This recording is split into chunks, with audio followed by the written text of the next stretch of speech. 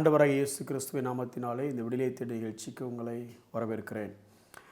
Practical Christianity, நடைமுறை கிறிஸ்தவம், அதாவது உபதேசத்தின் அடிப்படையில் நாம் வாழ்க்கை முறை எப்படி இருக்கிறது அப்படிங்கிறத குறித்து நம்ம கற்றுக்கொண்டிருக்கிறோம்.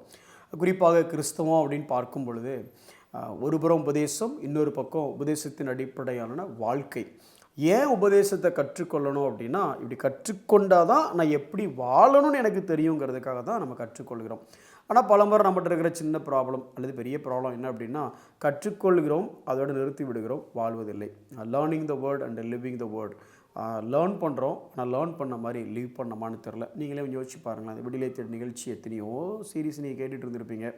ஆனால் கேட்கும்போது என்றைக்காவது இந்த விடுதலை தேடல் நிகழ்ச்சியில் நான் கேட்டபோது இந்த ஒரு சத்தியம் என்னை தொட்டதுனால என் வாழ்க்கையில் அந்த சத்தியத்தை அப்ளை பண்ணி இப்போ அந்த காரியத்தை நான் செய்கிறதில்ல, இல்லை இந்த மாதிரி நான் இப்போ சரியான முறையில் நடக்கிறேன் அப்படின்னு யோசிச்சு பார்த்தா டக்குன்னு மைண்டில் ஞாபகத்தில் வந்துச்சு அப்படின்னா நீங்கள் பர்ஃபெக்ட், ஃபேண்டாஸ்டிக். அப்படி ஒரு வேளை இல்லை அப்படின்னா அதை நோக்கி நீங்கள் பயணிக்கணும் அப்படிங்கிறதுக்காகத்தான் இந்த காரியத்தை நம்ம கற்றுக்கொள்கிறோம்.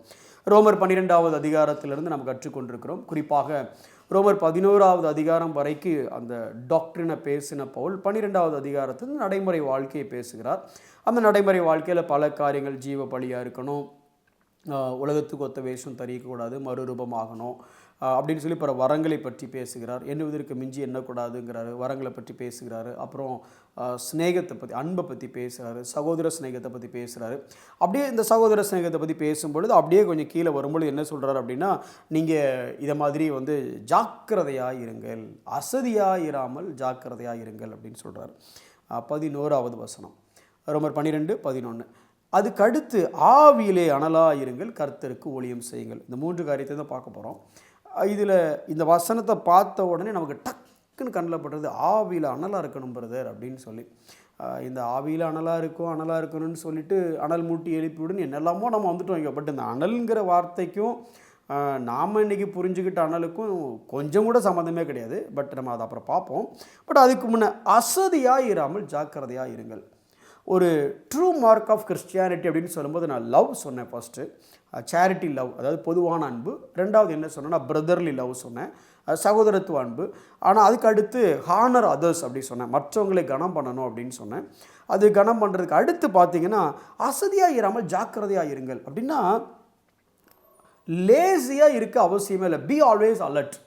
அதை நம்ம ஒரு பக்கம் இந்த கிறிஸ்தவ வாழ்க்கை குறித்து ஆரம்ப காலத்தில் நீங்கள் பார்த்தீங்க அப்படின்னா, ஆண்டவர் வரப்போகிறாரு அப்படின்னு சொல்லி பிரசங்கம் பண்ண உடனே அவர் தான் வரப்போகிறாரு, நான் ஏன் வேலைக்கு போகணும் அப்படின்னு ஒரு கூட்டம் இருந்து நீங்கள் பார்க்க முடியும்.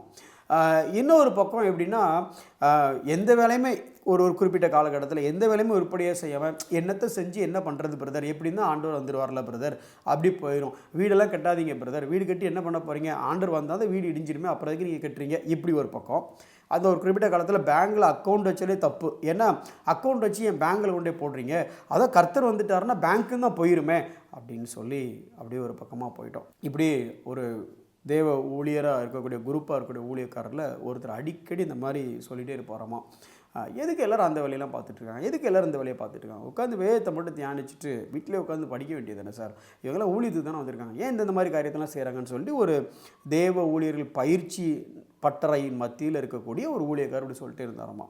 உடனே அவருடைய மூத்த ஊழியக்காரர் அவரை பார்த்து சொன்னார், சரிப்பா, நீ அவங்கள மாதிரி இந்த வேலை அந்த வேலைலாம் செய்ய வேண்டாம், நீ பேசாமல் ஒரு ரூமில் உட்காந்து நீ படிக்க மட்டும் செய்ய, உன்னை யாரும் நாங்கள் டிஸ்டர்ப் பண்ண மாட்டோம். ஓகே சார், இதுக்கு தான் நான் வந்திருக்கிறேன், நான் பேசாமல் படிக்கிறேன் அப்படின்னு சொல்லிட்டு படிக்க போயிட்டார். அவர் படிச்சுட்டே இருந்தார். காலையில் மதியம் ஆச்சு, ஈவினிங் ஆகிடுச்சு, படிச்சுட்டே இருந்தார். நம்மளை யாரும் சாப்பிடக்கூடவே, லஞ்ச் டைம் பெல்லே அடிக்கலை, யாரும் கூப்பிடலை அப்படின்னு உடனே வெளியில் அந்த சீனியர் பெரிய ஊழியக்காரர்கிட்ட அவர் கேட்குறாரு, என்ன யாரும் கூப்பிடவே இல்லை, இன்றைக்கி என்ன யாருக்கும் சாப்பாடு கிடையாதா, உபவாசமா அப்படின்னோடனே, இல்லை நாங்கள்லாம் சாப்பிட்டோன்னா, ஏன் என்ன கூப்பிடல, ஏன் கூப்பிடணும், இல்லைப்பா உன் வேலை படிக்கிறது மட்டும்தானப்பா, நீ படிச்சுட்டே இரு, பெல் அடிக்கிறவன் பெல் அடிக்கலை, சமைக்கிறவன் சமைக்கலை, இப்படி புரியுது அவங்களுக்கு நான் என்ன சொல்கிறேன், புரிஞ்சிடும். அப்போது நாம் ஓவர் பக்தின்னு போய் வேறு எக்ஸ்ட்ரீம் போயிடக்கூடாது. பட் பேசிக்காக இங்கே பவுல் எழுதும் பொழுது முழுக்க ஊழியக்காரங்களுக்கு எழுதலை, ரோமபுரியில் இருக்கக்கூடிய விசுவாசிகளுக்கு எழுதுகிறாங்க. அப்போ அந்த ரோமபுரியில் இருக்க விசுவாசிகள்லாம் பல வியாபாரிகள், இன்னும் நீங்கள் ஹிஸ்ட்ரியை படித்து பார்த்தீங்க அப்படின்னா யூத மக்கள் வந்து ட்ரேடிங்லேயும் காமர்ஸ்லையும் ரொம்ப ஃபேமஸ் ஆனவங்க. அப்போ அவங்களுக்கு தான் எழுதுறாரு. இப்போ இது வேறு ஊழியத்தை பற்றி மட்டும் எழுதலை. அப்போ ஊழியத்தில் இருந்தால நீ எந்த வேலையில் இருந்தாலும் ஒன்று தெரிஞ்சுக்கோ, அசதியாக இருக்காத, ஜாக்கிரதையாக இரு. அப்படின்னா சோம்பேறித்தனத்துக்கும் கிறிஸ்தவனுக்கும் தொடர்பே கிடையாது சார். அல்லது நீங்கள் சோம்பேறித்தனமாக இருந்தீங்க அப்படின்னா நீங்கள் ஏறக்குறைய கிறிஸ்தவ அடையாளத்தையே நீங்கள் தரிக்காத ஒருத்தர் அப்படிங்கிற அர்த்தத்தில் வருது. நீங்கள் இதுக்கு பல எக்ஸாம்பிள் நான் சொல்ல முடியும். நீங்கள் கொஞ்சம் போய் இந்த reformation, Protestant reformation, Martin Luther காலத்தில் நடந்த ரிஃபர்மேஷனில் நீங்கள் படித்து பார்த்தீங்க அப்படின்னா அவர் என்னவோ சரியான சத்தியத்தை கற்றுக்கொண்டு சரியான சத்தியத்தை சபைக்குள்ளே புகுத்த தான் ட்ரை பண்ணார். ஆனால் சபை மட்டும் மாறலை, சமுதாயமே மாறிடுச்சு. வில்லியம் டிண்டேல் ஆங்கிலத்தில் வேதாகமத்தை மொழிபெயர்க்க முயற்சி தான் பண்ணார். ஆனால் சூழ்நிலை என்னவோ பல புதிய ஆங்கில வார்த்தைகளையே கண்டுபிடிக்கிற அளவுக்கு ஆயிடுச்சு. அதே மாதிரி தான் எங்கெல்லாம் சத்தியம் வந்ததோ அங்கே சமுதாய புரட்சி வந்துச்சு. ஏன்னா வேலை பார்த்தாங்க. அதே மாதிரி தான் நீங்களும் நானும் எந்த வேலையில் இருந்தாலும் அசதியாக இராத, அதாவது ஷுவர்டாக இரு, ஷார்ப்பாக இரு, அதாவது வந்து ஜாக்கிரதையாக இரு அப்படிங்கிற அர்த்தத்தில் தான் இங்கே வாசகம் சொல்லுது. சரி, அதே காரியத்தில் வாசிக்கிறேன் பாருங்களேன். ஸோ பேசிக்காக எது செஞ்சாலும் டூ இட் டிலிஜென்ட்லி. எதை செஞ்சாலும் ஏதோ செய்யணுங்கிறதுக்காக இல்லாமல் டிலிஜெண்ட்டாக. ஏன் அப்படின்னா நமக்கு நல்ல வசனமும் தெரியும்ல, புசித்தாலும் குடித்தாலும் எதை செய்தாலும் அதை தேவனுடைய நாமத்தின் மகிமைக்குன்னு செய்யணும். அப்போது நான் ஒரு வேலையை செஞ்சுட்டு வந்தேன் அப்படின்னா நான் பேசிக்காக தேவனுக்கு க்ளோரியை கொடுத்துட்டு வந்திருக்கிறேன். அந்த க்ளோரி மட்டமான க்ளோரியாக இருக்கக்கூடாது. நான் சொல்கிறது புரியும்னு நினைக்கிறேன் உங்களுக்கு. இந்த வேலையை யார் செஞ்சா அப்படின்னா, இது ஒரு கிறிஸ்தவன் செஞ்சான் அப்படின்னா அந்த கிறிஸ்தவன் செய்த வேலையினாலேயே அந்த கிறிஸ்து மகிமைப்படக்கூடிய அளவுக்கு அவன் அதை செய்யணும். வசனம் இருக்கா? பார்ப்போம், வசனத்தை பார்ப்போமே. நமக்கு தெரிந்த ஞானவான் சாலமோன் அவர்கள் எழுதின ஒரு வசனத்தை பார்க்கலாம். ஏன் அப்படின்னா சாலமோன் காலத்தில் பார்த்தீங்கன்னா எல்லாமே நேர்த்தியாக இருந்ததை பார்க்குறோம்ல. கட்டடமாக இருக்கட்டும், அவர் சாப்பிட்ட டேபிளாக இருக்கட்டும், டேபிளில் சர்வ் பண்ண சர்வன்ட்டோட ட்ரெஸ்ஸாக இருக்கட்டும், எல்லாமே நேர்த்தியாக இருந்துச்சு. அவர் என்ன சொல்கிறார் பாருங்களேன். பிரசங்கி 9வது அதிகாரம் 10வது வசனம். செய்யும்படி உன் கைக்கு நேரிடுகிறது எதுவோ. சார், உன் கையில் என்ன வேலையை கொடுத்துருக்காங்களோ, தூக்குற வேலையாக இருந்தாலும், துடைக்கிற வேலையாக இருந்தாலும், படிக்கிற வேலையாக இருந்தாலும், பிரசங்கிக்கிற வேலையாக இருந்தாலும், எழுதுகிற வேலையாக இருந்தாலும், இல்லை ரோட்டு வேலையாக இருந்தாலும், இல்லை சாஃப்ட்வேர் வேலையாக இருந்தாலும் சரி, எந்த வேலையோ நீ எப்படி செய்யணுமான்னா அதை உன் பலத்தோடே செய். கடனுக்குன்னு செய்யாத, பலத்தோடே, முழு பலத்தோட, all the ability that God has given to you. உனக்கு தேவன் என்ன சத்துவத்தை எல்லாம் கொடுத்திருக்கிறாரோ அந்த சத்துவத்தை முழுவதுமாக அதை செலவழித்து அந்த வேலையை நீ செய். அதாவது லைட்டாக எடுத்துக்கலாம் பிரதர் அப்படிங்கிறதுக்கு வேதத்தில் இடமே இல்லை. நீங்களே கவனித்து பாருங்களேன். ஆசரிப்பு கூடாரம் எதுக்கு சார் அவ்வளோ பெரிய ஸ்பெசிஃபிகேஷனை? நான் கூட யோசிப்பேன் அதை படிக்கும்போது. இந்த மோசே பேனா பேப்பரோட மேலே போயிருக்க மாட்டாருன்னு நினைக்கிறேன். ஏன்னா அவரை கூப்பிடும்போது நீ மேலே வான்னு கூப்பிட்டாரு. அங்கே போனால் ஒரு 40 நாள் உட்கார வச்சு நலம் விசாரித்து அப்புறம் அரசியல் திட்டங்களெல்லாம் கொடுத்து அப்படி பேசினா நல்லாயிருக்கும். பசுமை புரட்சி திட்டம் இப்படி அப்படின்னா அந்த 4 அணையை கட்டு அப்படின்னா ஞாபகம் வச்சுக்கலாம். இவர் அங்கே போய் நின்றுட்டு இந்த கலரில் இந்த நூலை எடுத்து இவ்வளோ தூரத்துக்கு கோடு போட்டு, நான் சார் இது எப்படி சார் ஞாபகம் வச்சுக்கிட்டீங்க? அப்போது தேவன் எதை செஞ்சாலுமே பார்த்தீங்க அப்படின்னா நேர்த்தியாக, எங்கேயுமே பார்த்தீங்க அப்படின்னா ஒரு காம்ப்ரமைஸ்டாக அவர் செய்கிறதே இல்லை. 5000 பேருக்கு சாப்பாடு போட்டார். சாப்பாடு 5 அப்பம் 2 மீன். சாப்பாடை போட்டு முடித்த உடனே அங்கே பாருங்களேன், டக்குண்டு கடைசி பந்தியில் கொஞ்சம் மிச்சமாக இருக்குது, கம்மியாக இருக்குப்பா, 2ஆக பிச்சு போடு அப்படிங்கிற மாதிரி இல்லை. எல்லாருக்கும் இருந்துச்சு. இருந்தது போக அக்யூரசி பாருங்கள். எத்தனை சீஷர்கள்? 12 சீஷர்கள். எத்தனை கூட? 12 கூட. யாருக்கும் 5000 பேருக்கு 5000 புருஷர்கள் சார். எத்தனை மனைவி பிள்ளைகள் கணக்கு பர்ஃபெக்ட், எல்லாமே இன் ஆர்டர். ஆண்டவர் எங்கேயுமே அந்த பர்ஃபெக்ஷனை விட்டு தேவன் மாறின மாதிரி இல்லை. நீங்கள் யார்? அவருடைய பிள்ளைகள். எப்படி இருக்கணும்?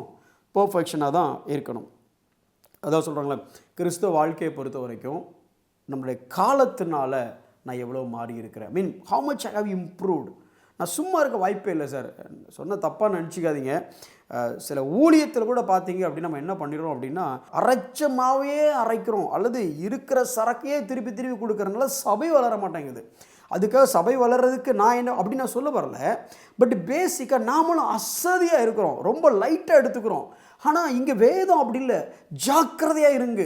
சாதாரண அவனையே ஜாக்கிரதையாக இருங்க. கொஞ்சம் யோசிச்சு பாருங்கள். ஆடு மேய்க்கிற தாவீது ஒரு ஆடை தான் தூக்கிட்டு போச்சு ஒரு சிங்கம். இப்போ தாவீது ஐயோ நான் வேற சின்ன பயலாக இருக்கிறேன், சிங்கம் தூக்கிட்டு போகுது சார், போய் என்ன கடிச்சிருச்சுன்னா இல்லை ஜாக்கிரதை. அதை பின்ன தொடர்ந்து போய் எப்படி தொடர்ந்து போயிருப்பான் கற்பனை பண்ணி பார்க்க முடியல. அந்த சிங்கத்தை தொடர்ந்து போனாராமா, போய் அதை தாடையை பிடிச்சாராமா, வாயில் இருக்க ஆட்டுக்குட்டியை உருவிட்டாராமா.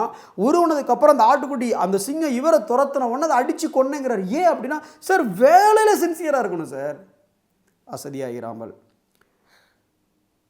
ரொம்ப மற்றவங்களை பற்றி சொல்கிறதுக்கு முன்னே பர்ஃபெக்ட் எக்ஸாம்பிள் அதிகமாக வேலை பார்த்தவர் நம்ம நினைக்கக்கூடிய கிரியேட்டர்.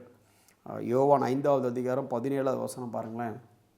இதோ அவர்களை நோக்கி என் பிதா இதுவரைக்கும் கிரியை செய்து வருகிறார். God is working.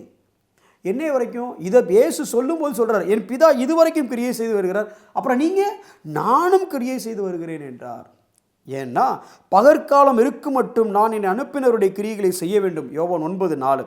ஒருவனும் கிரியை செய்யக்கூடாத ராக்காலம் வருகிறது. சார் இது applicable to you and me as well. நம்மளால் இப்போ செய்கிற வேலையை இன்னொரு 10 வருஷம் கழித்து செய்ய முடியாது. அப்போ அந்த வேலையை எப்போ சரியாக செய்யணும்? இன்றைக்கி தான் செய்யணும். ஏன்னா காலம்ங்கிறது எல்லாருக்கும் இருக்குது. இன்றைக்கி நான் ஓடி போய் ஒரு பஸ்ஸை ஏறலாம், இன்னொரு 35 வருஷம் கழித்து என்னால் ஓடி போய் பஸ்ஸை ஏற முடியுமா? அதாவது எதுக்கு சொல்ல வரேன், நான் ஓடி போய் பஸ் ஏறுறது வேலைன்னு சொல்ல வரல. எனக்கு குறிக்கப்பட்ட வேலையை நான் ஜாக்கிரதையாக நான் செய்யணும். வசனங்களை வேகமாக காமிக்கிறேன் பாருங்களேன்.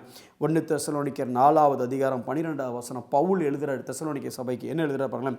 உங்கள் சொந்த அலுவல்களை பார்க்கவும் உங்கள் சொந்த கைகளினாலே வேலை செய்ய வேண்டும் என்று உங்களுக்கு புத்தி சொல்லுகிறோம். இது கட்டளையாக சொல்கிறாரு. நாங்கள் உங்களுக்கு கட்டளையிட்டபடியே அப்படின்னு எழுதுகிறாரு. வேலையை பாரு, 2வது வருகை வருதுன்னு வேலை பார்க்காம உட்காந்துட்டு இருக்காத அப்படிங்கிறாரு. அதே 2 தெசலோனிக்கர் 3வது அதிகாரம் 10வது வசனம்.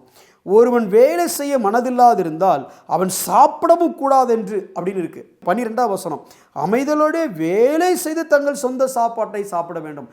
என்ன வேலையாக இருக்கட்டும், நீங்கள் ஒரு பாஸ்டராக இருக்கலாம், நீங்கள் ஒரு எவாஞ்சலிஸ்டாக இருக்கலாம், இல்லை நீங்கள் ஒரு சாஃப்ட்வேர் இன்ஜினியராக இருக்கலாம், இல்லை நீங்கள் ஒரு கார்பெண்டராக இருக்கலாம், ஒரு பிளம்பராக இருக்கலாம், இல்லை ஒரு பில்டிங் கான்ட்ராக்டராக இருக்கலாம். என்ன வேலையாக இருந்தாலும் அந்த வேலையை டிலிஜென்ட்டாக செய்யணும். என்ன செய்து நீங்கள் கிறிஸ்தவங்கிறத அங்கே காமிக்கணும். That's a true mark of a Christian. அப்போஸ்தலர் 20வது அதிகாரம் 34 வசனத்தில் பவுல் ஃபுல் டைம் மினிஸ்டருங்க, அவர் ஊழியக்காரர். அவர் சொல்கிறத பாருங்களேன். நீங்கள் அறிந்திருக்கிறபடி எல்லாருக்கும் தெரிகிற மாதிரி எனக்கும் என்னோடு கூட இருந்தவர்களுக்கும் வேண்டியவைகளுக்காக இந்த கைகளே வேலை செய்தது. 35. இப்படி பிரயாசப்பட்டு நான் சாப்பிட்டேன் மட்டும் சொல்லாமல் பலவினரை தாங்கவும் வாங்குகிறதை பார்க்கலும் கொடுக்கிறதே பாக்கியம் என்ற கர்த்தராகிய இயேசு சொன்ன வார்த்தைகளை நினைக்கவும் வேண்டும் என்று எல்லா விதத்திலும் உங்களுக்கு போதித்தேன்னு சொல்லாமல் உங்களுக்கு காண்பித்தேன் அப்படின்னு சொல்கிறார்.